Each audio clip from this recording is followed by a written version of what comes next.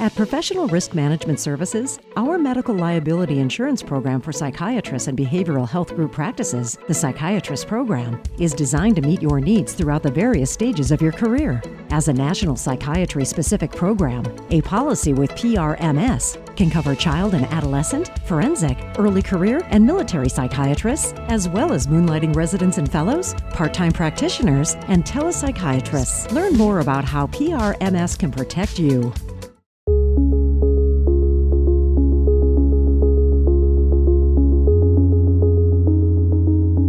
Hello, everyone. Welcome. I wanted to, first I'll take a moment. I'll introduce myself. My name is Daniel Wesley. I'm one of the PGY2 residents at St. Elizabeth's Hospital, and I'm pleased to welcome Dr. Jeffrey Akman to this podcast, this presentation. So I'll just briefly introduce Dr. Akman. He's the Leon M. Yokelson Professor and Chair of the GW Department of Psychiatry and Behavioral Health, a position he previously served in from 2000 to 2010. Prior to this current stint as department chair, Dr. Akman served for 10 years as the vice president for health affairs and dean of the School of Medicine and Health Sciences at GW, where he was recognized as an innovative and transformational leader of GW's academic medical enterprise. In his nearly 40-year career on the GW psychiatry faculty, Dr. Akman has been recognized as a skilled clinician, an outstanding educator of residents and medical students, and for his leadership in LGBTQ health, HIV/AIDS psychiatry, as well as efforts related to diversity, inclusion, and health equity. Dr. Akman, welcome. Thank you. It's good to be here. Hello, everybody who's joining us. Yeah, welcome. I wanted to start by just asking you to introduce yourself, tell us about yourself, and how would you describe your current role? Well, thank you. I came to GW for medical school. That was in 1977, and I never left. I did my medical school, my psychiatry residency, and joined the faculty in depends, 84, 85, how you count that chief resident year. Um, and, I was very fortunate to have a series of tremendous mentors along the way and opportunities to advance my career in different ways, mostly related to medical education and leadership. And out of those opportunities, I became director of medical student education and psychiatry in the department, and then an assistant dean in the medical school. And ultimately, as you mentioned, in 2000, was appointed the chair of the department. I served in that role for 10 years and then was asked to assume the vice president for health affairs position and the dean of the medical school, which I served in for 10 years. A lot of wonderful things happened during my tenure as dean, and then took a sabbatical after the deanship, and then my successor as dean asked me to assume the chair again, which is not that typical. But as I thought about it, I'm different, than I was 20 years ago when I first assumed that job, 30 years ago, 20 years ago, and the world is different, right? The more mental health concerns, post-COVID, social media, all of that has really had such a tremendous impact on psychiatry. So what I'm finding in my role as chair, which I oversee the clinical operation, the medical education and residency training programs, the research program in the department, as well as our training for psychology graduate and undergraduate students, I'm learning that it's kind of a very different role than I had when I first assumed the chair in 2000. And so that keeps me very engaged, and so I'm pleased to be in this role. I feel like there's an enormous amount that we can do in our department, and I've been able to recruit and hire a bunch of faculty, and so it's a good time, and that's the job. Okay. Well, let me take it back a bit. I wanted to ask, Yeah. how did you initially choose psychiatry, and how did you get involved with psychiatry, and more broadly, how did you get involved in academia early in your career? Well, as an undergrad in college, I was very interested in the writings of Freud and Jung and the psychologists. And I was a psychology major, but I was also an English major. And so reading and character development and all of that was of great interest to me. I volunteered in a state psychiatric hospital in North Carolina during college. When I came into medical school, I wasn't really anticipating being drawn to psychiatry, but as it turned out, when I did my clerkship, it was really my best clerkship. It was my favorite clerkship. And the dean at the time, Robert Keimowitz, said to me, Jeff, why don't you take some additional electives and just make sure? So I took some additional electives. Some of them were at Children's National, where I came in contact with really some terrific faculty who really encouraged me. And then I matched at GW in the psychiatry department. Um, and my residency was really, a very interesting time. It was, the chair, Jerry Weiner, and my program director, Seymour Perlin, Cy Perlin, were both analysts. I had already been very interested in analysis, and I entered analysis as a resident 4 times a week on the couch during my PG2 year, and that actually went on for 4 years. And so I was, I had a vision at that time that if I was going to be in academic psychiatry, I was going to be a psychoanalyst. Um, so, uh, so I was, on that path, and the uh, something happened that was totally unexpected, and that is the first cases of HIV/AIDS were identified. Now, when I was a medical student, HIV/AIDS didn't exist, but then in my residency, it became, a major, major problem, especially in Washington, D.C. So, there I was with an interest actually at that time in child and adolescent psychiatry, was going to pursue a fellowship and an interest in psychoanalysis. And the AIDS epidemic hits. I was I was certainly not fully out in across my life, but I was out as a gay man at that time. I probably came out, again, it's sort of transitional, but in the, early 80s, really the beginning of medical school. And as the epidemic hit, a lot of my friends were getting sick and dying. And I started going into patient rooms in GW Hospital.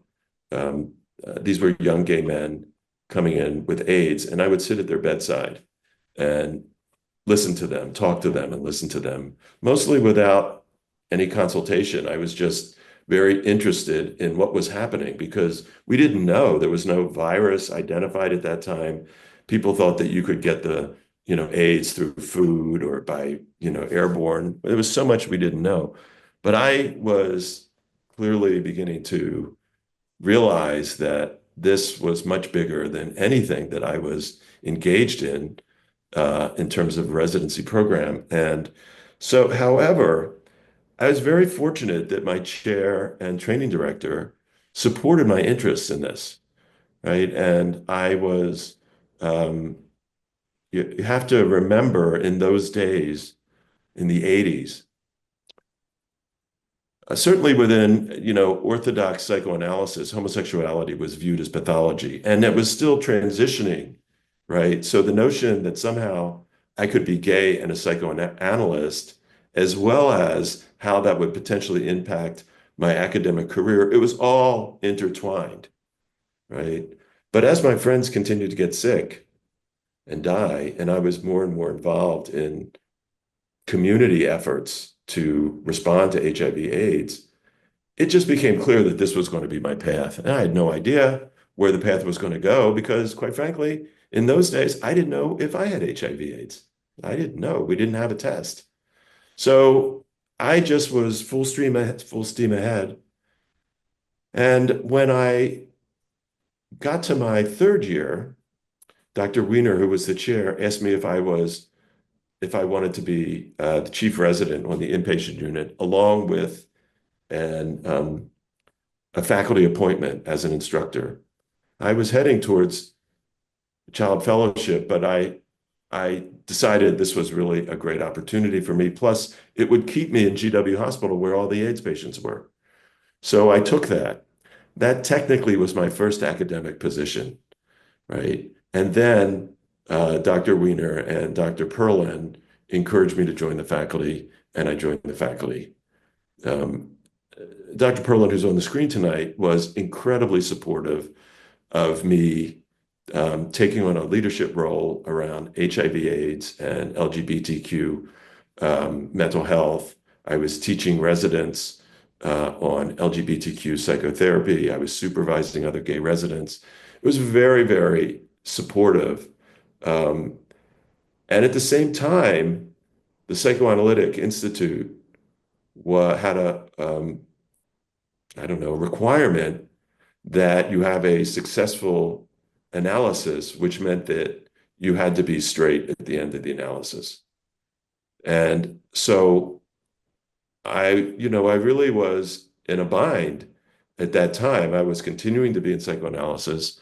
I knew that this was going to come to some sort of head, right? But AIDS was really just taking over. The number of deaths that I had among friends, among my practice, it just became clear that that was going to be my path. And there were a bunch of other, young gay psychiatrists around the country who were, working in the same area. And so as a group, we sort of created the field of AIDS psychiatry back in the 80s and 90s. We got very involved in the APA around AIDS work, was very involved in the community. And so that launched me. I remember, one night I was in my chair's home, Dr. Weiner's home, and we were working on an NIMH grant on AIDS. And he said to me, Jeff, if you get this grant, people are going to think you're gay. And what he didn't say was, and that's going to have a negative influence on your academic career, right? So that was the world that I was in at the time. But I was, one last thing, and then I'll turn it back to you. I was in a very, very fortunate place, both in terms of my department and in terms of the medical school. The medical school, GW Medical School at that time, was really the only gay-friendly medical school in the city, right? There was an openly gay dean named Winfield Scott who became a mentor to me. The dean of the medical school was very supportive of my work. I remember even the president of the university, when I was a junior faculty member, Stephen Trachtenberg, asked me to take him to Whitman Walker Clinic at the time so he could see the AIDS program in, himself. So there was, a lot of support for me, and I was very, very fortunate to be in that situation. Thank you for sharing. I wanted to follow up just a little on the Psychoanalytic Institute. I know you mentioned you were considering psychoanalysis, but there was this requirement of having this quote unquote successful analysis before that. Uh, was that a barrier to you joining the Psychoanalytic Institute? Did that ultimately lead you away from that direction? And how did that decision point shape you? And would you make those same decisions again? Well, first of all, I consider my psychoanalysis one of the most important things I've done in my life. Certainly during my training and in my development, it was extremely helpful, not only internally and around my identity development, but I learned a lot about psychotherapy and how to do psychotherapy and by being on the couch. So I don't have any regrets about that. And when my analyst encouraged me to take on the Psychoanalytic Institute, which there was pressure at that time because the number of applications were dropping into psychoanalytic institutes.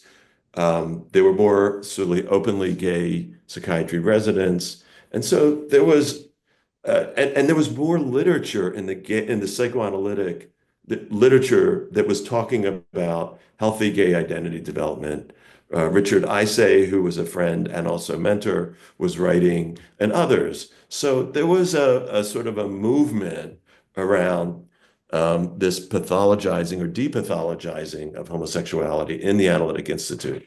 And I was, in many ways a prime, applicant potentially. I was, an academic at GW. I was well liked, et cetera. And I had a terrific analyst who was very, very well known in the Institute. And when he was sort of pushing me to take on the Institute, and I just said to him, I'm fighting AIDS. I can't fight the Institute. I just have too much on my hands. This is not important to me now to become an analyst. I really have a calling, and my calling really is around AIDS and LGBTQ health. And again, because I came out in 1980, 81 or whatever, and HIV hadn't existed, I would have never been able to predict that that was going to be my path, either personally or professionally. I would have never predicted it, which is always relevant when I advise students and residents about not being too sure of what their path, their professional path might be, right? I just use my own personal path. And similarly, COVID didn't exist for a lot of folks, and then all of a sudden it did, and it really, had such a huge impact on how we practice psychiatry. Telepsychiatry really wasn't a big deal before COVID, and so you never know how your path is going to evolve. On that note, now knowing what you know now, if you could go back to the start of your career and knowing all the options that were available to you, would you do anything differently? And kind of what are you most proud of, and what regrets do you have, if any? I don't think about it that way, about what I would do differently. I think I'm most proud of being able to live my life, right? And have, colleagues who really, appreciate me, respect me. I've had a lot of really meaningful positions, leadership positions. And so I think I'm most proud of, being able to come out, live my life at a time when I didn't know how that was going to evolve. I really didn't. So, number one, I lived. That wasn't so, I wasn't so sure that that was going to happen back then, right? I really didn't. So I lived. I was able to, you know, uh, evolve as a professional and an individual, as a human being. So I don't really have, that's what I'm most proud of. Now, if you ask me, in terms of, you know, other things within the profession that I'm most proud of, I can get more specific about things that have been accomplished under my leadership. But there's no doubt, just my personal path is what I'm most proud of. And in terms of whether I do anything differently, I don't think so. Amazing.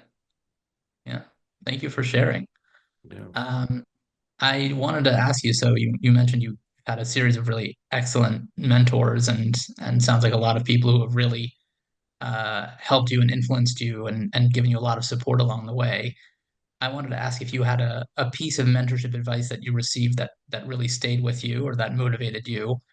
And if you've seen anything on the other side as somebody teaching students and residents and involved in education, if you've seen anything that's really encouraged you or impressed you about somebody's ideas or potential or path. Yeah, I've really been very fortunate about mentorship and having really fantastic mentors. I mentioned, Dr. Perlin, who is on the screen, and I mentioned Dr. Weiner, who's no longer with us.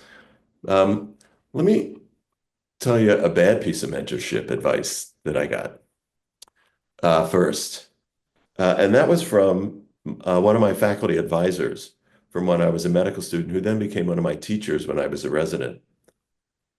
And his advice to me when he learned about my career path was to start analysis with a different analyst and enter conversion therapy and become straight, because he knew that as a gay psychiatrist, I wasn't going to be successful in my career.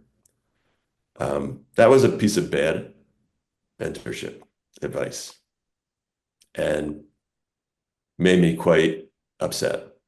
Made me quite upset.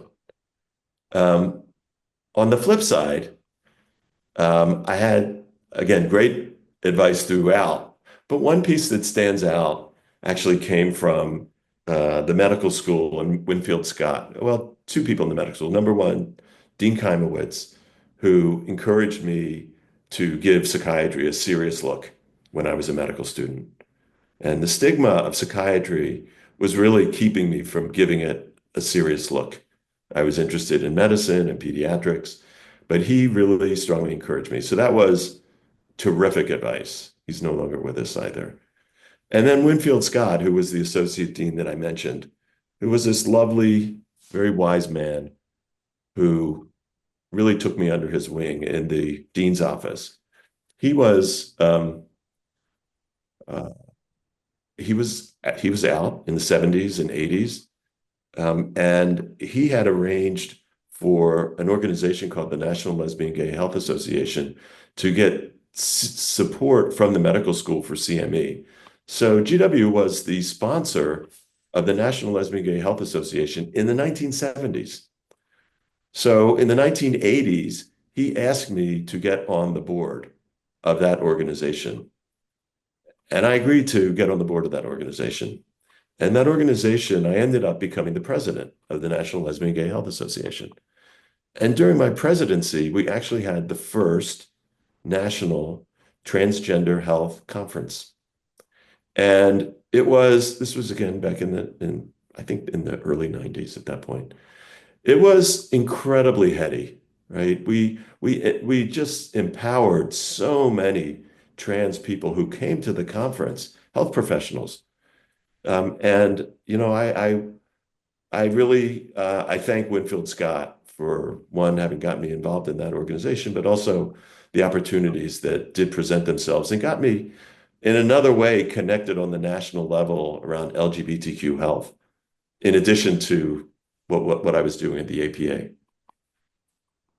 In terms of my mentorship of others, it's been a very, very important part of my career, and I have loved teaching, advising, mentoring throughout my career. And I've mentored, having been at GW for over 40 years, I have mentored more people that I can count, including faculty. You asked for an example, and I'm always reluctant to do that because I don't want to single anybody out, but I'm going to give an example of a non-psychiatrist who's in the department right now. He's a psychologist. His name is Nick Puente. I came into the department. He was the only psychologist. And I sat him down. I got to know him. And I said, Nick, I'm going to name you chief psychologist. I'm the only psychologist. And you're the chief. You're the chief psychologist. And since then, I have been working with him as we have built the psychology cohort of faculty, as well as the education and training for psychology undergrads and grad students. And he's in and out of my office, many times a week. We talk about a lot of things, but we also talk about leadership, decision making, and it's very rewarding to see him grow. Yeah. I have kind of a larger question for you now. I wanted to ask what significant changes or trends you've observed in psychiatry over the years, academic psychiatry, AIDS psychiatry, transgender medicine, and get your thoughts on that. And I'll give you a moment to think about that. I wanted to just say to everyone who's observing to please feel free to leave questions in the chat for Dr. Akman after our conversation is over in a few minutes. But so please feel free to ask questions, and then I'll turn it back over to you, Dr. Akman. Yeah, I mean, it's really been remarkable, the changes in psychiatry since I became a psychiatrist. Obviously, the changes in pharmacology that have taken place. I trained with learning how to use tricyclics and phenothiazines, et cetera, et cetera. So just pharmacology has totally evolved and continues to evolve. Um, I think in many ways the most profound change has been around the stigma and the reduction in stigma of mental illness and of those who provide mental health care. And what that's doing is that, first of all, more and more people are accessing mental health and psychiatric care than ever before, which is a terrific thing. And two, more and more medical students want to go into psychiatry in record numbers. There's been an increase over the last 10, 11 years. Every year for 11 years, the number of medical students going into psychiatry has increased. And the number of psychiatry residency programs continues to increase. And the number of positions for psychiatry residencies in psychiatry residencies has increased.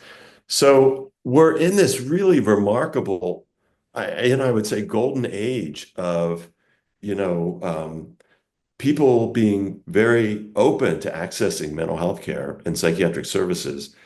And we're growing the workforce, the mental health and psychiatric workforce. We have a ways to go. We're nowhere near in terms of what we need in terms of the growth of the psychiatric workforce, and in particular for child and adolescent psychiatry. That's, a huge, huge, huge shortage.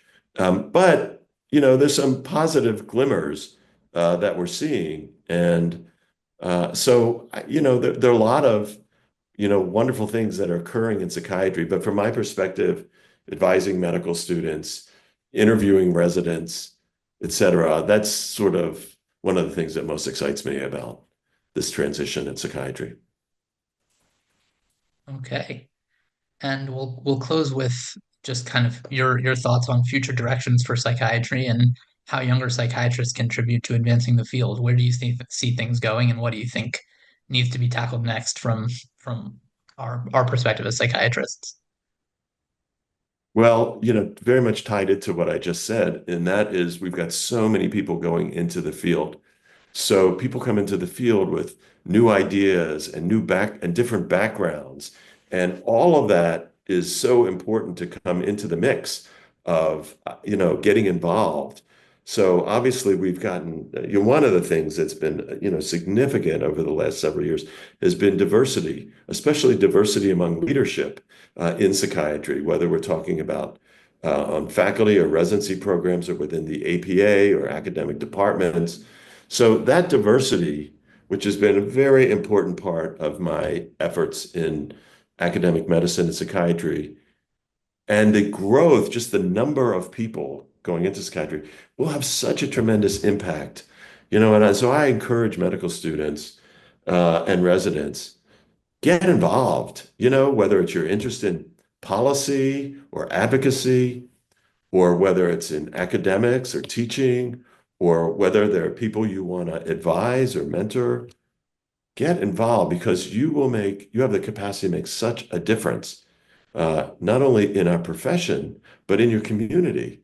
So I'm thrilled about that. I'm very excited about, and I can't tell you where psychiatry is going to go, but I do think that all of this really is very, very positive for our profession. Thank you so much, Dr. Akman. I wanted to open up the floor now to anybody with questions. Please feel free to place them in the chat, and we'll go from there. We'll take them as they come. We have one now from Dr. Dunlap. She's asking, for most of us, transgender mental health care is unfamiliar to us, including the process of transitioning. How can we address this primary deficit in our knowledge? Yeah, thanks, Dr. Dunlap. It's great to see you online. Thanks for joining us. This is a serious problem because it's inadequately taught in most medical schools. And it's obviously, transgender folks are under fire. And so, these typically where you're going to learn most about trans care are in those clinics or service lines that actually provide direct care. And so medical students who are rotating, or residents or fellows who are actually rotating and providing the direct care are going to be learning the most. It's not something that you get a lot of curricular time in either medical school or in most residency programs. And it really depends on the residency program. Obviously, you can access information about this through the APA. The APA, whether at the annual meeting or online, you can access trans information about transgender patients. But there is information out there. It's a very challenging time because, what's happening politically is leading to, higher rates of suicidal ideation, especially among trans teens. It's impacting trans adults from accessing care. Um, and we don't know where this is going to go. So it's, these are the folks who are most in need of our support in some ways. And I would say probably the easiest thing to do would really just access the APA website at this point. Daniel, while we're waiting for additional questions, the other area that I think is evolving in psychiatry is just the notion of wellness and our role as psychiatrists in being involved in wellness efforts. That term and those efforts around overall mental health wellness, physical wellness, is a relatively recent phenomenon term. And that's another place where I anticipate continued evolution of our role and our place, and including in what's called lifestyle medicine. So you'll begin to see more and more psychiatrists involved in wellness programs. I have a question actually. I was wondering about how we balance, our role as psychiatrists in wellness with sort of the TikTok generation of TikTok therapy, and how do we address the, I guess, potential disconnects there? How do we approach that? Well, that would be a whole grand rounds. I think the impact of social media, and particularly on the mental health of teens, is very, very challenging one for us in psychiatry and mental health, and for parents, right? This is, the bullying that takes place online, the sense of the fear of missing out, and how it can really sort of these algorithms that can lead folks, teens, to more and more disturbing images around and sort of encouragement around everything from eating disorder to depression, suicidality. So I think it behooves us to better understand this. And it's very much a moving target. But for folks like yourself who were in residency and are much more social media savvy than those of us at this point in our career, I'm going to toss it back to you to see if your generation can really make a difference in this area, because it is, without a doubt, a very, very serious issue for us in psychiatry, and in particular, child and adolescent psychiatry. Thank you. I believe we had a hand raised from Dr. Lawson and Dr. Morrison as well in the chat. Yes, I just want to raise an interesting point. I had the unfortunate experience of having a presentation rejected for the annual meeting. So, okay, but then it got resent again. Second one got rejected. So I said, well, maybe I'm just a lousy abstract writer. But then attempts to raise the issue in terms of the council and everyone else was also not accepted, and it was the issue of ageism. This was a topic that I thought would be something that the committee, the organization would be very involved in and want to be addressed. And yet, not only myself, but others have noticed that this has become a ticklish topic of late. And I'd like to hear some more thoughts about why ageism is not getting the same kind of attention, concern as juveniles and everything else, but particularly since our population is getting older. Well, Dr. Lawson, you've raised a really important point. I can't speak for the APA scientific program planning committee. But we're all living, knock on wood, living longer. Where the population is definitely growing older. Um, but within the field of psychiatry in particular, we're not generating enough psychiatrists who actually want to take care of the elderly. The number of geriatric psychiatry fellowships in the United States is pitifully low. So we're not really generating folks with the particular, calling and expertise and skills to treat the elderly and the elderly population. Um, that a lot of that's happening by primary care and geriatricians who are primary care providers. So I think that there needs to be some additional funding to support fellowships. I have wanted to create a geriatric fellowship in our department, but it's very hard to do that. First of all, the compensation for psychiatrists is Medicare, who, it's a Medicare practice. It's hard to make ends meet when all of your reimbursements are Medicare. And a lot of psychiatrists don't want to take Medicare just because of the paperwork and the concerns about liability and doing something wrong and et cetera. But there needs to be real advocacy on the part of the APA and other organizations to try and get additional funding in geriatric psychiatry. It may be in some ways a little late, but I guess it's better late than never. Um, and yes, I've been the subject of ageism um, uh, myself, and it was quiet, but I talked to folks about why I didn't get a particular position, and they told me because I was too old. So, you know, it hurts, but I'm sure, Dr. Lawson, you've experienced discrimination along the way in many different ways. I certainly have. And, it doesn't get any easier, whether it's race or sexual orientation or religion or age. It doesn't get any easier when it happens. So I'm sorry your workshop or your paper didn't get accepted. Maybe we'll have you give it at our grand rounds. We have a question from Dr. Morrison. She was asking, how did you come to have the courage to come out to begin with? Well, I think in that time,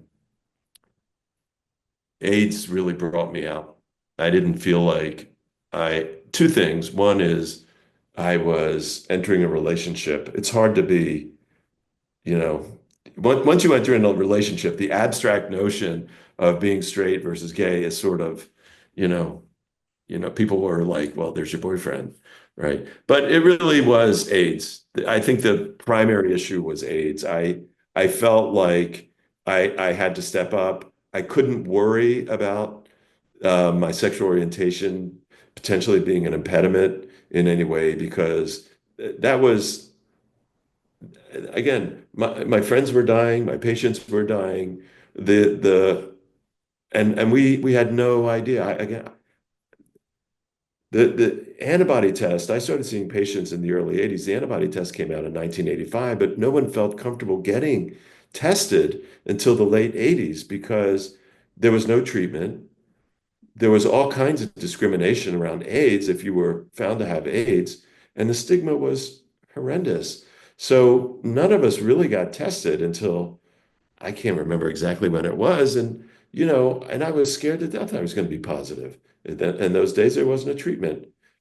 But, it was without question, I didn't feel like I had a choice as to whether to come out or not. And I also, again, I was in a place where, as I was doing my own internal calculations, I knew I would be fine. I knew that there were other gay residents in our residency program. There were, and I knew that the leadership of the department would be supportive of my efforts. So, I'm fond of saying, but we're always coming out, right? For those of you who didn't know tonight, you now know. I'm always coming out. As when you're gay, you meet somebody for the first time.